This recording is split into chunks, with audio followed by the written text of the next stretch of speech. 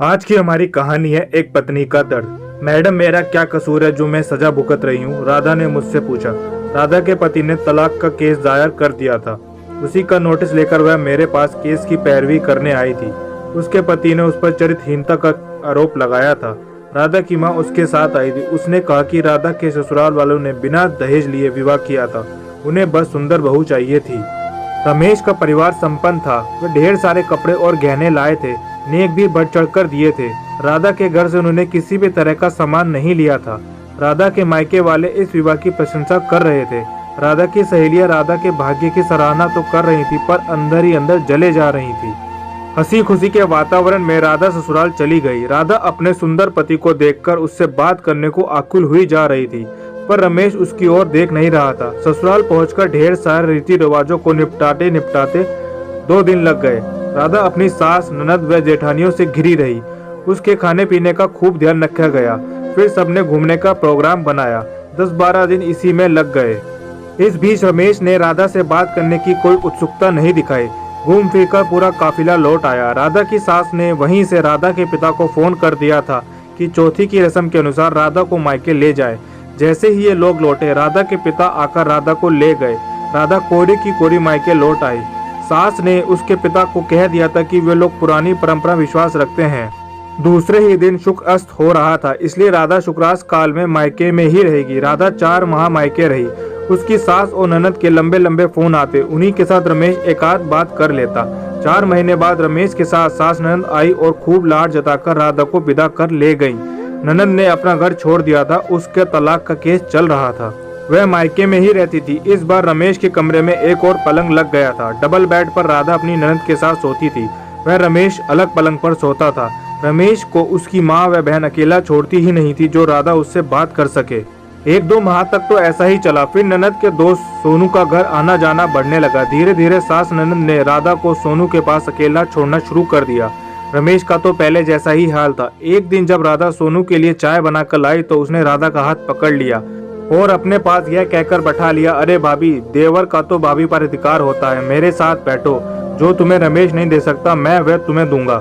राधा किसी प्रकार हाथ छुड़ाकर भागी और अपनी सास से शिकायत की। सास ने सोनू को तो कुछ कहा नहीं। राधा से बोली, तो इसमें हर्ज क्या है? देवर भाभी का रिश्ता ही मजाक का होता है। राधा सन्न रह गई। वह आधुनिक जरूर थी, पर उसका परिवार संस्कारी था और यहाँ तो संस्कार नाम की कोई चीज ही नहीं थी। सोनू की छेड़खानी बढ़ने लगी। उसे सास व ननद का प्रोत्साहन जो मिलता था। एक दिन राधा ने चुपके से अपने पिता को फोन कर दिया। माँ की बीमारी का बहाना बनाकर वो राधा को मायके ले आए। राधा ने रोकर अपनी माँ जैसी भाभी को सब कुछ बता दिया तो परिवार वालों को संपन्न परिवार के सुदर्शन सुपुत्र की नपुंसकता का ज्ञान हुआ।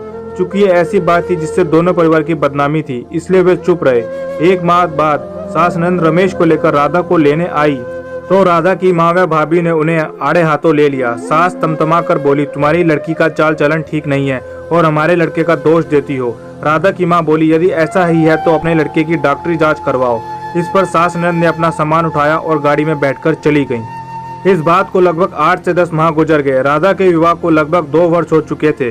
रमेश की ओर से तलाक का केस दायर कर दिया गया था। राधा के सोनू के साथ संबंधों को आधार बनाया गया था और सोनू को भी पक्षकार बनाया था ताकि सोनू राधा के साथ अपने संबंधों को स्वीकार कर राधा को बदचलन सिद्ध कर सके। मेरे लिए राधा का केस नया नहीं था। इस प्रकार के प्रकरण मैंने अपने साथी वकीलों से सुने थे और कई मामले सामाजिक संगठनों के माध्यम से सुलझाए भी थे।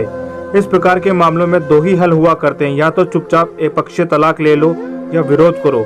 दूसरी स्थिति में औरत को अदालत में विरोधी पक्ष के बेहुदा प्रश्नों को झेलना पड़ता है।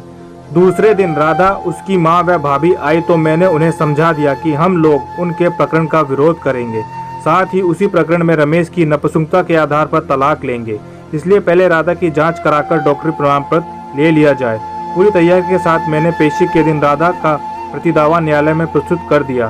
साथ ही एक आवेदन कैमरा प्रोसीडिंग का भी लगवा दिया, जिसमें सुनवाई के समय मात्र जज और पक्षकार ही रहें और इस प्रक्रिया का निर्णय कहीं प्रकाशित न हो। जब प्रतिदावा राधा की सास ननद को मिला तो वो बहुत बौखलाई। उन्हें अपने लड़के की कमजोरी मालूम थी। सोनू को इसलिए परिचित कराया गया था कि राधा उससे गर्भवती हो जाए तो रमेश की कमजोरी छिप जाए और परिवार को वारिस मिल जाए। मैंने न्यायालय से यह भी आदेश लिया कि रमेश की जांच मेडिकल बोर्ड से करवाई जाए। इधर उधर बहुत हाथ पैर मारने पर जब राधा की माँ सास ननद थक गई तो समझौते की बात लेकर मेरे पास आई। राधा के पिता भी बदनामी नहीं चाहते थे, इसलिए मैंने उनसे पूरा विवाह का खर्च व अदालत का खर्च उनसे राधा को दिलवा कर राजीनामा से तलाक का आवेदन लगवा दिया। विवाह होने से मुकदमा चलने तक लगभग 2.5 वर्ष हो गए थे। राधा को भी मायके आए लगभग 1.5 वर्ष हो गए थे, इसलिए राजीनामा से तलाक का आवेदन स्वीकार हो गया। दोनों पक्षों की मान मर्यादा भी कायम रही। इस प्रकार राधा को उसके पति से तलाक मिल गया और राधा खुशी खुशी अपने मायके में रहने लगी। दोस्तों, आपको राधा की ये कहानी कैसी लगी हमें कमेंट कर जरूर बताइएगा और अगर वीडियो पसंद आई तो इसे लाइक करें और चैनल को सब्सक्राइब करें।